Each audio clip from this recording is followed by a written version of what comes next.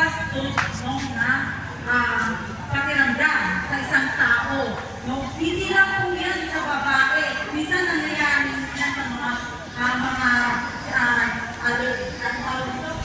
bisexual, no? Yung mga bakla na tawag natin. Na binabastos sila. No? Kung naglalakad sila, may mga harang na kalalakihan at babastusin sila. So, hindi lang po yan ang pinaprotektahan ng mga bata at mga hindi po ang kagandahan. No? At isa pa po, mas maganda po ngayon dahil nga po, inaano na po siya kayo dito sa ating siyudad. No? Umikot po sila kagawad Luchi Lumano para po ipaalam sa kada barangay.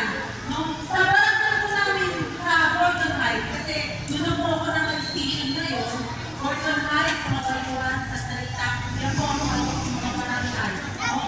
So, maraming barangay po yung kasasakupan ko. Doon po ay pumupunta po kami kada